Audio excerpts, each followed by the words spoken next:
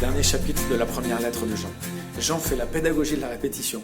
Donc il va redire en fait, ceux qui sont chrétiens, ce sont ceux qui croient que Jésus est fils de Dieu, qu'il est le Messie, et qu'il est Dieu, et qu'il est homme. Et puis il va aussi faire la pédagogie de la répétition en disant, ceux qui aiment Dieu gardent ses commandements. Alors si on ne l'a pas compris en lisant la lettre de Jean, c'est qu'on n'a pas bien écouté ou qu'on n'a pas bien lu. Mais Jean insiste, et c'est certainement très important pour lui.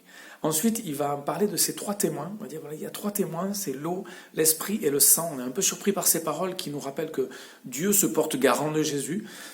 Et peut-être qu'en fait, dans l'eau et le sang, eh bien, il faut voir le baptême et la Sainte Seine. En tout cas, ces moments où Jésus est passé par le baptême, il est passé par la crucifixion.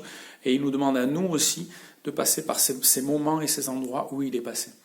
Et puis Jean va dire ces paroles fortes et étonnantes. Si ton frère a péché, eh bien tu peux prier pour ton frère et le sauver.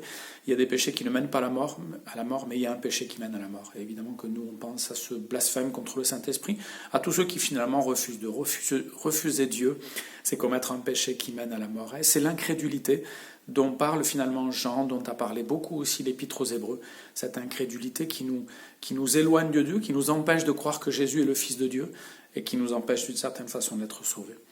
Voilà, et l'apôtre Jean va terminer en disant tout ce livre a été écrit, toute cette lettre a été écrite pour que vous puissiez avoir conscience que si vous croyez en Jésus, si vous croyez qu'il est le Fils de Dieu, vous êtes sauvés.